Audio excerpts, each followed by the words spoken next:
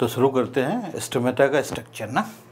देखो स्टोमेटा हमने कहा था कि ये सारे एरियल पार्ट्स के अंदर मिलते हैं, लेकिन ज़्यादातर ये नंबर कहाँ होता है, लीफ पे। और लीफ में कहाँ मिलते हैं? अगर हम लोगों ने एनाटॉमी थोड़ी सी पढ़ी होगी, किसी भी लीफ का अगर हम ट्रांसफर सेक्शन करें, हालांकि एनाटॉमी आपने पढ़ी नहीं है या पढ़ी भी होगी तो आपको थोड़ा सा आइडिया होगा कि लीफ का अगर कोई भी लीफ, जैसे मान लो ये लीफ है और हम इसका ट्रांसफर सेक्शन करें, TS करें, तो लीफ के एक अपर सरफेस आता है और एक लीफ का लोअर सरफेस आता है ये। तो ये अपर सरफेस पे ये जो लेयर है इसको आपको पता होगा कि this is called a upper epidermis, ठीक है ना। अपर सरफेस के ऊपर अपर एपिडर्मिस और उसी तरह एक नीचे की तरफ भी लेयर है, उसको हम लोग क्या कह देंगे, लोअर एपिडर्मिस, ठीक है। तो हर लीफ में अपर एपिडर्मिस होगा और लोअर एपिडर्मिस होगा।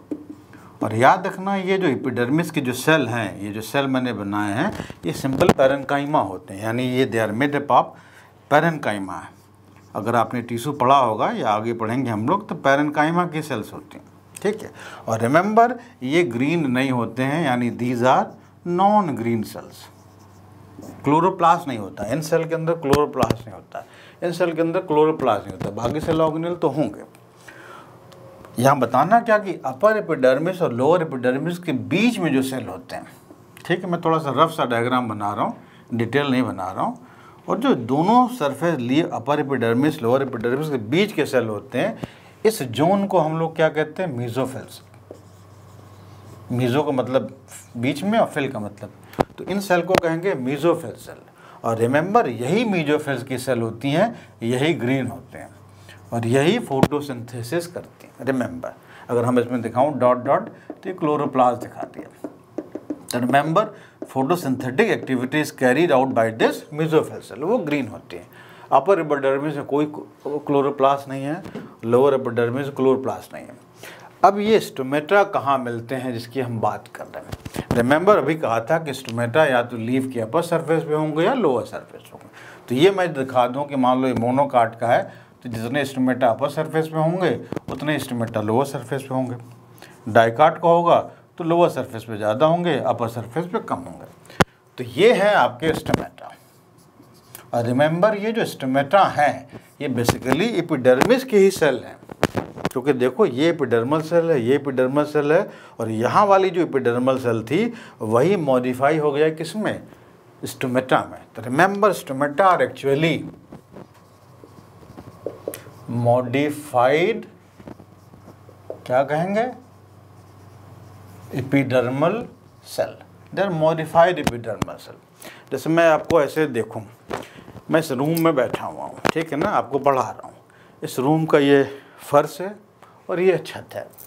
इस छत को देखो, ये जो रूफ है ये अपर एपिडर्मिस मान लें, और ये जो मेरा फ्लोर है ये क्या है, लोअर एपिडर्मिस। तो अपर एपिडर्मिस और लोअर एपिडर्मिस में यहाँ जो सेल हैं बीच में, जैसे मैं खड़ा हूँ, ये मुझको समझ लो कि एक मेसोफिल सेल है। मेरे जैसे और सेल हैं, इसके ऊपर और सेल है, इसके ऊपर और सेल है, तो ये तो मेसोफिल सेल है। लेकिन इस एपिडर्मिस को देखो, इसके अंदर ये जो ईंटें लगी हैं, ब्रिक्स लगी हैं, उसको आप समझ लें क्या, एपिडर्मल सेल। ढेर सारी ब्रिक लगी हुई हैं, एपिडर्मल सेल। उससे तो नीचे ये ब्रिक लगी हुई हैं, ये भी क्या है, एपिडर्मल सेल। लेकिन इन्हें देखो कि इसी ब्रिक के बीच में एक पोर दिख रहा है तुमको। वो जो पोर है उसी से यहाँ का वाटर बाहर की तरफ लॉस हो रहा है, ठीक है। उसको क्या कहेंगे हम, स्टोमेटल पोर। उस पोर के बगल में और अगल में जो सेल है क्या कहेंगे उसको, स्टोमेटा का क्या, गार्ड सेल। क्योंकि आपको मैं अभी एक वर्ड यूज़ करूँगा, ठीक है ना, कि जितने भी स्टोमेटा होते हैं उसमें एक वर्ड यूज़ करते हैं हम लोग, स्टोमेटल एपरेटस। ये क्या चीज़ है, जिसको हम लोग सिंपली स्टोमेटा भी बोल देते हैं ना, हम उसको एक टेक्निकल वर्ड स्टोमेटल एपरेटस भी बोलते हैं। सबने सुना होगा स्टोमेटा के स्ट्रक्चर में, स्टोमेटा के स्ट्रक्चर में दो स्पेशल सेल होते हैं। और क्या कहते हैं उन स्पेशल सेल को, जैसे मान लो हमने कहा कि एक स्पेशल सेल ये है और एक स्पेशल सेल ये है, दो स्पेशल सेल। और ये दो स्पेशल सेल को हम क्या कहते हैं, क्या कहते हैं, गार्ड सेल्स कहते हैं। रिमेंबर स्टोमेटा में गार्ड सेल का नंबर हमेशा सिर्फ क्या होगा, 2 होगा। अभी मैं छोटा सा रफ सा डायग्राम बना रहा हूँ। और इसी दोनों गार्ड सेल के बीच में देखो ये जो दिख रहा है तुमको, ये है तुम्हारा stomatal pore. This is your pore of the stomata, ठीक है। तो गार्ड सेल तो दो हो गए, मैं थोड़ा शेडिंग कर दूं ताकि ये सेल जैसा लगे। This is your true guard cell. और गार्ड सेल को सराउंड करते हुए, जैसे मैं दिखाऊं, ये एक सेल, ये दूसरा सेल, ये तीसरा सेल, ये चौथा सेल और ये पांचवा सेल। ये जो सेल है हम इसे क्या कहेंगे? Subsidiary cell. तो रिमेंबर, हर गार्ड से, हर स्टोमेटा में यही तीन चीज़ें होंगी। दो गार्ड सेल होंगे, दोनों गार्ड सेल के बीच में ये तुम्हारा, जिसको क्या कहते हैं? पोर, बेटर कह देंगे स्टोमेटल पोर। इसी से वाटर का लॉस होगा, ठीक है ना। और इस गार्ड सेल को घेरे हुए कुछ सब्सिडरी सेल हैं। और यहाँ देखो सब्सिडरी सेल कितने दिखाए हैं? 1 2 3 4 5। कितना नंबर होता है इनका? जो नंबर होता है, remember the number of subsidiary cell is variable. ये वेरी करेगा, अलग अलग प्लांट का अलग अलग होगा। कहीं पे 2 होंगे, कहीं 3 होंगे, कहीं 4 होंगे, कहीं 5 होंगे, कहीं 10 भी हो सकते हैं, कहीं 10 से ज़्यादा हो सकते हैं। तो इनके नंबर में कोई फिक्स जो है कर नहीं है, लेकिन गार्ड सेल का नंबर हमेशा 2 होगा, चाहे वो किसी भी प्लांट के अंदर हो। तो गार्ड सेल नंबर इज 2। और रिमेंबर, ये सारे सेल हैं यहीं पे हैं तुम्हारे, यानी ये जो सब्सिडरी सेल है ये भी मॉडिफाइड एपिडर्मल सेल है, ये गार्ड सेल है ये भी मॉडिफाइड एपिडर्मल सेल है। उन्होंने कहा ना कि stomata is actually modified epidermal cell. अब यूँ देखो कि हमने कहा इन्हीं ब्रिक के बीच में एक पोर है, उस पोर को क्या कह देंगे? Stomatal pore. ये दिखा रहा हूँ। उस पोर के अगल और बगल में जो ईंटें हैं उसे क्या कह देंगे हम? Guard cell. और गार्ड सेल के बगल में और जो ईंटें हैं उसे क्या कह देंगे? Subsidiary cell. और इन सब्सिडरी सेल के अगल में और जो ईंटें हैं उसे क्या कहेंगे? एपिडर्मल सेल, क्योंकि सारी तो एपिडर्मल सेल हैं। तो इसके अगर मैं दिखाऊं तो इसके इधर भी तुम्हारे क्या होंगे? Epidermal cell. ये देखो एपिडर्मल सेल, और भी हो सकते हैं, ठीक है। तो इसी एपिडर्मल सेल में इतने लोग मॉडिफाई हो गए और इसी चीज़ को हमने क्या कह दिया? Stomatal apparatus. तो स्टोमेटल एपरेटस में बीच में एक पोर होगा। The pore is surrounded by this 2 special cell, जिसे क्या कहेंगे? Guard cell. And the guard cell is again surrounded by other cell, उसे क्या कहेंगे? Subsidiary cell. और subsidiary cells are surrounded by normal epidermal cell, ठीक है। तो बहरहाल हम लोग इतने पे फोकस करेंगे, यानी इस गार्ड सेल के बारे में डिस्कस करेंगे, ठीक है। ये गार्ड सेल मैंने बना दिया, ठीक है। और इनके बीच में पोर है। पोर का साइज़ बहुत ज़्यादा बड़ा नहीं होता, ठीक है ना। करीब दिखा जाए तो 1 माइक्रोन से ज़्यादा नहीं होता। और ये जो पोर है, अगर मैं इसको अपने हैंड से दिखाऊं कि ये देखो, ये स्टोमेटा है, ठीक है ना। ये स्टोमेटा, ये मेरे को गार्ड सेल समझ लो, ये स्टोमेटा है और इसके बीच में ये पोर दिख रहा है, ठीक है। और इस पोर का काम क्या है? हमने कहा ना, गैसेज एक्सचेंज का। और गैसेज एक्सचेंज कब होगा? दिन में कि रात में? रिमेंबर, गैसेज एक्सचेंज दिन में भी होता है, रात में भी होता है, क्योंकि बॉडी प्लांट इस स्टोमेटा से क्या निकल रहा है? बताओ। स्टोमेटा से अंदर क्या जा रहा है? CO2 भी जा रहा है, ऑक्सीजन भी जा रहा है। क्या निकल रहा है? CO2 भी आ रहा है, ऑक्सीजन भी आ रहा है, वाटर वेपर भी आ रहे हैं, तमाम चीज़ें आ जा रही हैं। और इस गैसेज एक्सचेंज का काम दिन में भी होना, रात में होना। तो होता क्या है, जो बच्चों कन्फ्यूज़न होता है कि अगर मैं देखूँ तो ये, अगर मैं कहूँ कि देखो ये वक्त जो है दिन का है और स्टोमेटा पोर की साइज़ इतनी बड़ी है, लेकिन जब रात होगी तो ये पोर की साइज़ धीरे धीरे ऐसे देखो कि धीरे धीरे कम हो जाएगी। लेकिन ऐसा नहीं होगा ये स्टोमेटा बिल्कुल ही बंद हो जाएगा। Complete closure of stomata is unusual, क्योंकि अगर ये पूरा स्टोमेटा ऐसे बंद हो गया तब तो मामला ख़त्म हो गया, छेद बंद हो गया, ना ऑक्सीजन आएगी, ना CO2 आएगी, ना आएगी ना जाएगी। इसलिए दिन में इस पोर की साइज़ इतनी होगी मान लो, तो रात में इसकी पोर की साइज़ थोड़ी सी कम हो जाएगी, ठीक है, क्योंकि एक्सचेंज तो तब भी होना। लेकिन अगर ये पोर की साइज़ कम भी हो जाएगी तब भी कहेंगे स्टोमेटा क्या हो गया? बंद हो गया, ठीक है। रिमेंबर, कंप्लीट क्लोजर तो कभी हो ही नहीं सकता। तो इसी पोर के साइज़ के घटने बढ़ने को, मान लो हमने कहा पोर इतना बड़ा है तो कह दिया स्टोमेटा खुला हुआ है, पोर की साइज़ कम हो गई तो कह दिया स्टोमेटा बंद है, ठीक है ना। और इसके खुलना और बंद होना अभी हम लोग डिस्कस करेंगे, इस गार्ड सेल और सब्सिडरी सेल पे डिपेंडेंट है, ठीक है। तो ये हो गया स्टोमेटल एपरेटस। अब हम लोग देखेंगे ये जो स्टोमेटल एपरेटस का जो डायग्राम बनाया है वो किस प्लांट का बनाया है। ये मोनोकाट का स्टोमेटा है कि डाइकॉट का स्टोमेटा है? देखते हैं, आगे बढ़ते हैं।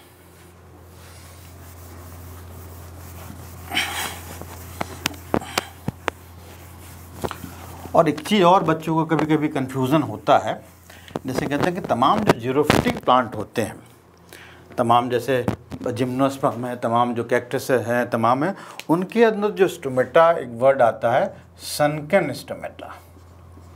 बस रिमेंबर, सनकन स्टोमेटा जो है वो एक जीरोफिटिक करेक्टर है, यानी वो प्लांट जिनमें पानी की दिक्कत है, it is a xerophytic character. और ये क्या होता है सनकन स्टोमेटा? सनकन का मतलब होता है धंसा हुआ। और धंसा हुआ क्या मतलब है? हमने कहा देखा कि यहाँ पे जैसे डायग्राम दिखा है कि ये जो स्टोमेटा है धंसा तो है नहीं, लेकिन जो तमाम जीरोफिटिक प्लांट के अंदर सनकन स्टोमेटा क्या होता है मैं इसी डायग्राम में समझा देता हूँ। जैसे मान लो ये एपिडर्मिस है, और कभी कभी ये एपिडर्मिस जो होती है ना, ये ऐसे थोड़ा सा अंदर की तरफ, ये देखो ये अंदर की तरफ ऐसे जो है वो धंस गई है ना, एपिडर्मिस धंस गई है। और इस एपिडर्मिस पे यहाँ पे अगर स्टोमेटा हो, देखो ना गड्ढा सा बन गया यहाँ पे, अगर यहाँ पे स्टोमेटा हो तो इस स्टोमेटा को ही क्या कह देंगे? सनकन स्टोमेटा। यहाँ पे कहेंगे ये एक्सपोज्ड है, लेकिन अगर ये ग्रू के अंदर, गड्ढे के अंदर, एपिडर्मिस का जो गड्ढा यहाँ पे बन गया उसके अंदर हो तो क्या कहेंगे? सनकन स्टोमेटा। और उसके होने से एक ही फ़ायदा होगा कि वाटर लॉस थोड़ा सा कम हो जाएगा, यानी ट्रांसपिरेशन थोड़ा सा कम हो जाएगा। ठीक है, ये भी बच्चों को कभी कभी कंफ्यूज करता है। आगे बढ़ते हैं।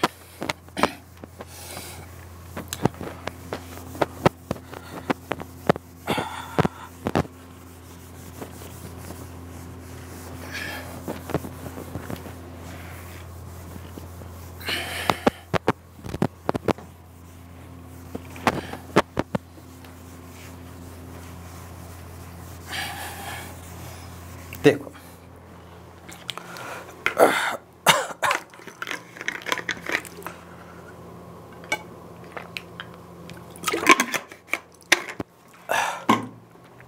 हमने कहा कि स्टोमेटल एपरेटस में गार्ड सेल होंगे और सब्सिडी सेल होंगे। अभी जो गार्ड सेल होते हैं, ठीक है, जरा इनके बारे में देख लें। ठीक है, गार्ड सेल का जो शेप है वो बड़ा इम्पोर्टेंट है। ठीक है, और भी फीचर्स हैं, और शेप इनके भगवान ने दो ही बनाया। अगर मैंने कहा कि तुम जो है वो किडनी शेप हो, या तो इनका शेप क्या हो सकता है? किडनी शेप हो सकता है, या हम इसको डम्बल शेप हो सकता है। ठीक है ना, उस डम्बल शेप को हम लोग कुत्ते की हड्डी यानी डॉग बोन शेप भी कह सकते हैं। और जो किडनी है इसको हम लोग बीन शेप भी कह सकते हैं, बीन शेप भी बोलते हैं, इलिप्टिकल भी बोलते हैं। और ये दोनों का शेप जो है देखा जाए कि ये जो किडनी शेप स्ट्रक्चर है, स्टोमेटा गार्ड सेल है, ये डाइकॉट का करेक्टर है, और जो डम्बल होगा वो तुम्हारा मोनोकॉट का करेक्टर है। तो हम दोनों ही टाइप के स्टोमेटा बना के दिखाएंगे। ठीक है ना, कि क्या होता है किडनी शेप गार्ड सेल और क्या होता है डम्बल शेप का। अब यहाँ बनाता हूँ, ठीक है ना, इधर की तरफ। जैसे मान लो हमने कहा एक गार्ड सेल ये बनाया, this is your one guard cell. Dicot की बात बता रहा ना, डाइकॉट के ऊपर यहाँ पे वन गार्ड सेल। अब ये देखो, ये जो गार्ड सेल है ये काफ़ी लंबा सा है ना, थोड़ा सा ऐसे किडनी की तरह दिख रहा है, बीन की तरह दिख रहा है। हमारी बॉडी में किडनी होता है ना, बीन होता है। ये एक गार्ड सेल है, और दूसरा गार्ड सेल दिखाएं तो दूसरा गार्ड सेल ये हो गया, ये ठीक है, ये गार्ड सेल। तो देखो एक गार्ड सेल ऐसे लगा हुआ है, एक गार्ड सेल ये ऐसे लगा हुआ है, यानी यहाँ पे जो गार्ड सेल है उसका शेप क्या है? अगर शेप तो हमने कहा किडनी शेप है, लेकिन इसकी साइज़ क्या है? ठीक है, ये जो गार्ड सेल है ये हमने कहा इसका दो इम्पॉर्टेंट करेक्टर, नंबर तो 2 है, और ये एलोंगेटेड है, लंबा सा है ना, एलोंगेटेड है। और ये देखो ये गार्ड सेल, इस गार्ड सेल इस जगह पे अटैच है, ये यहाँ पे अटैच है और इस जगह, यानी दोनों एंड पे एक दूसरे से क्या कह सकते हैं? अटैच है। यानी guard cell they are 2 in number, they are elongated and they are attached at the ends, attached at end, दोनों एंड्स पे अटैच हो गया। तो हमने कहा कि दोनों के बीच में पोर है, और ये इसी के ऊपर जो है they are again surrounded by this, क्या कह सकते हैं? वही जो बताया था सब्सिडरी सेल, SC शॉर्ट में SC लिखते हैं, बार बार सब्सिडरी सेल लिखना वेस्टेज है, SC लिख दिया। और गार्ड सेल को हम लोग GC लिख देंगे ना, ऐसे शॉर्ट में लिख देते हैं। और हमने कहा कि बीच में तुम्हारा यहाँ से यहाँ तक ये स्टोमेटा का पोर है। तो ये हो गया तुम्हारा जो है वो डाइकॉट का स्टोमेटा, ऊपर लिख देते हैं। ठीक है। मोनोकाट का स्टोमेटा कैसा होगा? मैंने कहा कि वो डॉग बोन शेप्ड है, कुत्ते की हड्डी जैसा है, ठीक है। इधर बना देते हैं। तो देखो मोनोकाट के स्टोमेटा में अगर हम गार्ड सेल बनाएं तो ये एक डंबल बनाया, दिस वन है ना, ये डंबल देखा होगा जिम में वगैरह में होते हैं डंबल, है ना। ये एक दो गार्ड सेल होगा, हो गया कि नहीं होगा। और देखो इन्हीं गार्ड सेल के बीच में ये जो दिख रहा तुमको, यही है जो यहाँ पे बनाया था स्टोमेटल पोर, यानी this is your stomatal pore. ये पोर इधर है और यहाँ पे भी ये पोर हो गया कि नहीं हो गया। इधर हम मोनोकाट की बात कर रहे हैं, ठीक है। और इसी पोर को, इसी गार्ड सेल को घेरे हुए अब मैं सब्सिडी सेल दिखा देता हूँ। एक सब्सिडी सेल जैसे मैंने यहाँ दिखा दिया कि देखो ये एक सब्सिडी सेल ये है, ठीक है, एक सब्सिडी सेल ये है। एक और दिखा देता हूँ, ये सब्सिडी सेल एक और है, होगा कि नहीं होगा। एक और दिखा दूँ, ये देखो सब्सिडी सेल एक और है। एक और दिखा दूँ, ये देखो सब्सिडी सेल और है। एक और दिखा दिया, ठीक है। इसके ऊपर भी यहाँ पे दिखा दिया एक सब्सिडी सेल, ऐसे हो जाए, ठीक है ना। तो यहाँ देखो गार्ड सेल यहाँ पे भी दो है, गार्ड सेल यहाँ पे भी दो है, अगेन सराउंडेड बाई ये सब क्या है, सब्सिडी सेल। यहाँ पे भी नंबर काफ़ी वेरी दिख रहे हैं, यहाँ पे भी नंबर काफ़ी वेरी दिख रहे हैं। ये तो रहा शेप का मामला। लेकिन इस गार्ड सेल का एक बड़ा इंपॉर्टेंट फीचर्स है, क्योंकि याद रखना कि स्टोमेटा का खुलना और बंद होना, it all depends upon the special features of the guard cell. Guard cell के अंदर क्या स्पेशल फीचर्स हैं, और रिमेंबर वो स्पेशल फीचर इस डाइकॉट के स्टोमेटा में भी हैं और इसके मोनोकाट के भी स्टोमेटा में भी हैं, ठीक है ना। तो हम बाकी जो है इस डायग्राम में सब्सिडी सेल हटा देते हैं, ठीक है ना, क्योंकि यहाँ कुछ लिखना भी होगा। तो रेड कलर से जो सब्सिडी सेल बनाया उसको हटा देते हैं, ठीक है। सिर्फ गार्ड सेल पे फोकस, चाहे ये वाला हो चाहे इधर वाला भी हो, ठीक है ना। Just focus on the guard cell. और याद रखना कि ये सारे स्टोमेटा जो है एपिडर्मिस के अंदर पाए जाते हैं। और एपिडर्मिस, हमने कहा था कि एपिडर्मल सेल जो है पैरेन्काइमा से बने हैं, उनमें कोई भी क्लोरोप्लास्ट नहीं होता है, ग्रीन नहीं होते हैं, they are non green stage. लेकिन ये चाहे ये जो गार्ड सेल है, चाहे ये वाला गार्ड सेल हो चाहे ये गार्ड सेल हो, याद रखना क्या करेक्टर इस गार्ड सेल के बारे में, ठीक है। इस गार्ड सेल और चाहे ये वाला गार्ड सेल, ठीक है। एक तो वेरी इंपॉर्टेंट फीचर है कि the guard cells are green in colour. They are green है क्योंकि इसके अंदर क्लोरोप्लास्ट है। रिमेंबर इसी के अंदर क्लोरोप्लास्ट है। इससे घेरे हुए जो सब्सिडी सेल है उसके अंदर भी क्लोरोप्लास्ट नहीं है, और जो बाकी एपिडर्मल सेल है उसके अंदर भी नहीं है। यानी गार्ड सेल अंदर क्लोरोप्लास्ट क्या कर रहा है, दे आर ग्रीन। तो ग्रीन है तो चलो इसी के अंदर हम क्लोरोप्लास्ट दिखा दें। क्लोरोप्लास्ट ये सब सेल ऑर्गेनेल दिखा दिया, ठीक है ना। बाकी सेल ऑर्गेनेल दिखाने का मतलब नहीं कि मैं इसका न्यूक्लियस दिखाऊं, इसका गल्जी बॉडी दिखाऊं, इसका एंडोप्लाज्मिक रेटिकुलम दिखाऊं, वो मतलब नहीं, सेल बायोलॉजी नहीं पढ़ रहे। तो हमने इसके अंदर ये क्लोरोप्लास्ट दिखा दिया। अब क्वेश्चन उठता है कि ये जो क्लोरोप्लास्ट है क्या ये फोटोसिंथेसिस करता है? अगर फोटोसिंथेसिस करेगा तो गार्ड सेल को हम क्या कहेंगे, ऑटोट्रोफ है। याद रखना प्लांट ऑटोट्रोफ होते हैं, लेकिन प्लांट के हर सेल थोड़ी ना ऑटोट्रोफ होते हैं कि प्लांट के हर सेल के अंदर फोटोसिंथेसिस हो रही है। हाँ लीफ में हो रही है, कभी कभी स्टेम में होती है, लेकिन रूट में थोड़ी ना हो रही है, ठीक है ना। तो जो ग्रीन सेल होंगे उन्हीं में होगी। तो ये ग्रीन सेल हैं तो हम एज्यूम कर सकते हैं कि इसके अंदर भी फोटोसिंथेसिस होनी चाहिए। लेकिन रिमेंबर ये ऐसे क्लोरोप्लास्ट हैं जिनमें फोटोसिंथेटिक एबिलिटी बहुत कम है। हो सकता है ये बिल्कुल ही शुगर ना बनाए, या हो सकता है बहुत ही मामूली शुगर बना रहे हैं। तो एक मोटा मोटा कह सकते हो कि this chloroplast is mostly incapable of producing food. Sugar की सिंथेसिस ये नहीं कर सकते। हाँ इसके अंदर, इस क्लोरोप्लास्ट के अंदर एटीपी वगैरह बन सकता है, ठीक है ना। आगे जब हम लोग फोटोसिंथेसिस पढ़ेंगे तो वहाँ हम लोग देखेंगे लाइट रिएक्शन क्या होता है, डार्क रिएक्शन क्या होता है। रिमेंबर अगर किसी को याद है कि शुगर की सिंथेसिस जो फोटोसिंथेसिस के सेकेंड स्टेज में होती है, जिसे क्या कहते हैं, डार्क रिएक्शन। नाम सुना होगा। फोटोसिंथेसिस के दो स्टेज होते हैं, पहले लाइट रिएक्शन होगा और फिर डार्क रिएक्शन होगा। तो रिमेंबर इसके अंदर डार्क रिएक्शन नहीं हो सकता। There is no dark reaction dark reaction को आगे जब हम लोग पढ़ेंगे, अब बच्चों आपको पता होगा, उसको हम लोग C3 साइकिल भी कहते हैं, जिसको केल्विन साइकिल भी कहते हैं। इसके अंदर डार्क रिएक्शन नहीं हो सकता फोटोसिंथेसिस का, शुगर नहीं बना सकता, C3 साइकिल नहीं हो सकती। रीज़न क्या है, क्यों नहीं C3 साइकिल हो सकती है? क्योंकि इस क्लोरोप्लास्ट के अंदर ये एंजाइम नहीं मिलता है। नाम सुना होगा rubisco enzyme. Rubisco which is the most abundant protein on earth. हर जितने भी सेल को फोटोसिंथेसिस करते हैं, सबसे ज़्यादा इंपॉर्टेंट एंजाइम यही होता है उनके अंदर, रूबिस्को। और इसके अंदर रूबिस्को है ही नहीं।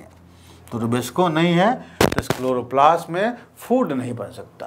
लेकिन इस क्लोरोप्लास्ट के अंदर एक खासियत है जो नीचे लिख देते हैं, इसके अंदर जो है this chloroplast is ability to produce ATP. इसके अंदर एटीपी हो सकता है।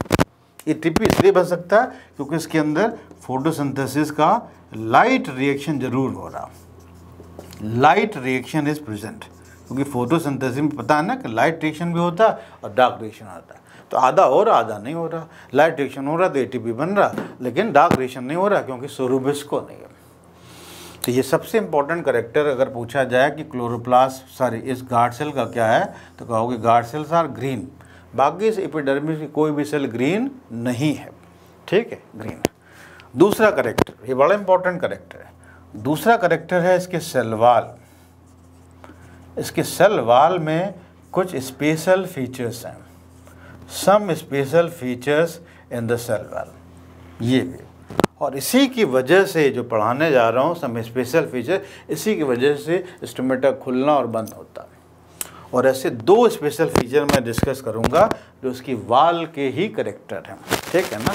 कौन से दो स्पेशल फीचर, इसको 1 मिनट रब कर देता हूँ ना, इसको मैं दोबारा बता लूँगा, ठीक है। और ये कहानी जो मैं इसकी बता रहा हूँ वो इसकी भी अप्लाई हो जाएगी। क्या स्पेशल फीचर्स हैं सेल वाल के, ऊपर हेडिंग डाल देता हूँ,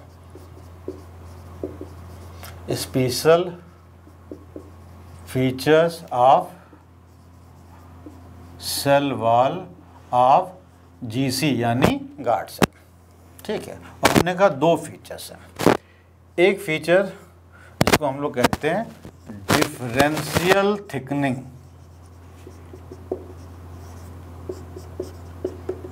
डिफरेंशियल थिकनिंग है उसकी सेल वाल में। और दूसरा जो है उसको कहते हैं रेडियल माइसिलेशन।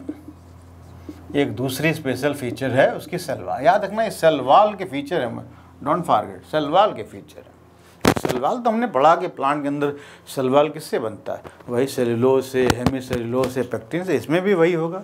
अब पता है कि सेल वाल के अंदर जो मेन कंपोनेंट है वो क्या है, सेलुलोज। सेलुलोज के फाइबर से पढ़ाई होगा, ठीक है ना। देखते हैं कि इसके सेल वाल में क्या फीचर है। ये दोनों चीज़ें मैं समझाता हूँ ना, 1 मिनट इसको दोबारा बनाता हूँ ना समझाने के लिए।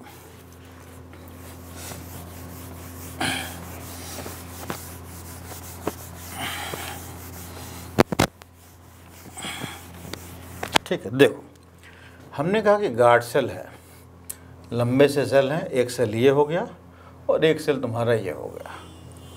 अब इसी के अंदर हमने कहा क्लोरोप्लास्ट है, वो तो अलग बात होगी और दोबारा बनाने की जरूरत नहीं है। मैं इस डिफरेंशियल थिकनिंग की बात कर रहा हूँ, ठीक है ना। वो क्या चीज़ होती है, देखो इस क्लोरोप्लास्ट, इस गार्ड सेल को देखो, जीसी को देखो, तो ये हमने कहा कि इधर की तरफ तो स्टोमेटल पोर है, ये इस गार्ड सेल का आउटर वाल है ना, ये यहाँ से ये यहाँ तक, और ये जो तुम्हारा यहाँ से लेके यहाँ तक है ये इनर वाल है। इसी दोनों वाल के ही मोटापे में, थिकनिंग में डिफरेंस है। इसे कहते हैं डिफरेंट टाइप की थिकनिंग है। डिफरेंशियल का मतलब डिफरेंट टाइप की थिकनिंग है, मोटापा। क्योंकि देखो ये बाहरी वाली वाल है, ये अंदर वाली वाल, सॉरी ये जो अंदर वाली वाल है जो पोर के नज़दीक है, ये वाली वाल, ये इनर वाल जिसे कहते हैं। ये दिस इनर वाल अगर हमें यहाँ तक बताऊँ नीचे तक, तो ये इनर वाल जो है वो मोटी दिख रही है ना, दिस इज थिक। ये इसके और इसकी भी दिखाएं तो ये थिक है ना। अगर मैं यहाँ पे एक गार्ड सेल दिखाऊं, अगर सिर्फ 1 गार्ड सेल, ठीक है ना, तो देखोगे ये जो वाली वाल है ये, ठीक है, जो अंदर वाली वाल है जो पोर के चारों तरफ है, ये वाली वाल, ये वाल थोड़ी सी मोटी है, दिस इज समवॉट थिक, है ना, ये मोटी है, ये ऐसे देखते हो। तो ये कह सकते हैं कि ये इस गार्ड सेल की आउटर वॉल है। This is a outer wall which is thin, ये वाली वॉल थिक है, उसे क्या कहेंगे, थिक इनर वॉल। तो रिमेंबर, आउटर वॉल थिन है, इनर वॉल थिक है, लेकिन ये थिन है और रिमेंबर ये फ्लेक्सिबल है। ये मोटी हो गई है लेकिन याद रखना ये भी फ्लेक्सिबल है, both are flexible. Cell wall तो हमेशा फ्लेक्सिबल ही होता है, चाहे बहुत ज़्यादा मोटा हो थोड़ा पतला भी हो, ठीक है ना, बोथ आर फ्लेक्सिबल। तो यहाँ देखो दोनों गार्ड सेल का ये जो वाली वाल है वो अंदर वाली वाल थिक है, आउटर वाली वाल थिन है। अच्छा, ये तो हमने डाइकॉट का स्टोमेटा बनाया, अगर मोनोकॉट का स्टोमेटा बनाते तो ये यहाँ बना दें, ठीक है, यहाँ बना देते हैं ना, जगह नहीं बची इधर ही बना देते हैं, ठीक है ना। देखो याद रखना हम डिफरेंशियल थिकनिंग बात करें, एक मिनट इसको हटा देते हैं ना।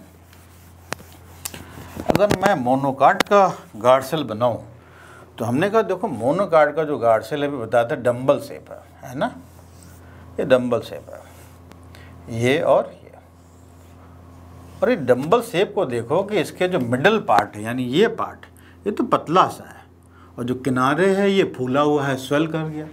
यानी कह सकते हैं कि ये जो पार्ट है बिचल ये वाला, this is your middle part, this is middle part which is narrow, narrow middle part कह सकते हैं, ठीक है ना। और ये जो पार्ट है जो एंड पे है वो फूल गया है, तो हम क्या कह सकते हैं, this and is Solan, Solan and है। तो डम्बल शेप में यही होगा कि सोलन एंड है और एक नैरो मिडल पार्ट है। अब ज़रा इसमें देखें कि अगर हम यहाँ से देखें तो यहाँ से ये और यहाँ तक ये तो इनर वाल हो गई और बाकी ये जो वाल है ये आउटर वाल होगी। तो क्या ये जैसी कहानी यहाँ है वो वैसी कहानी यहाँ पे भी है? क्या यहाँ पे भी अंदर वाली वाल थिक है और बाहर वाली वाल थिन है? ऐसा थोड़ा सा डिफरेंस है। क्या डिफरेंस है? देखो इसकी ये वाली वाल जो अंदर वाली वाल है, ये मिडल पार्ट इसकी बात कर रहा हूँ, ये वाली यहाँ तक, इसका ये देखो अंदर की तरफ यहाँ पे ये मोटा है ना, ये मोटा हो गया यहाँ तक। इसी तरह इस गार्ड सेल का देखोगे यहाँ पे क्या हो गया, ये मोटा हो गया। यहाँ तो इनर वाल तो थिक हो गई, यहाँ तक हो गया, नहीं हो गया सेम। लेकिन रिमेंबर इस मिडल पार्ट का जो नैरो पार्ट है इसकी आउटर वाल भी थिक है, ये देखो ये, यानी इसी रीजन में थिकनेस है सिर्फ ये। यानी इस जगह यहाँ से लेके यहाँ तक देखो, चाहे अंदर की वाली वाल हो चाहे बाहरी वाल, दोनों ही थिक है। यानी कह सकते हो तो नैरो मिडल पार्ट है ये, अंदर बाहर दोनों की तरफ थिक है। इधर इसको भी बना सकते हैं ऐसे, है ना, ये देखो बना दिया। तो ये आपका हो गया नैरो पार्ट, ये नैरो पार्ट इज थिक, अंदर भी बाहर की। और लेकिन जो सोलन एंड है देखो, चाहे इसका बाहर वाला हो और चाहे अंदर वाला हो, चाहे बाहर वाला हो चाहे अंदर वाला, ये हमेशा क्या होगा, थिन होगा। तो यहाँ पे भी थिकनिंग है, यहाँ पे भी थिकनिंग है, दोनों को ही कहते हैं डिफरेंशियल थिकनिंग। हाँ, यहाँ डिफरेंशियल थिकनिंग का मतलब है कि पूरा अंदर वाली वाल मोटी है, पूरा बाहर वाली वाल पतली है। लेकिन यहाँ पे अंदर वाली वाल बाहर वाली वाल दोनों मोटी है, लेकिन खास जगह पे अंदर वाली वाल बाहर वाली वाल दोनों जगह पतली है, इस जगह पे, ठीक है। तो थिकनिंग तो है ही है, और दोनों को ही हम लोग यही कहते हैं डिफरेंशियल थिकनिंग। इसका मतलब क्या है कि थिकनिंग होगी लेकिन वो डिफ्रेंशिएटेड होगी, अलग अलग टाइप की होगी। देखो अलग अलग टाइप की दिखी रही। तो this is your differential thickening.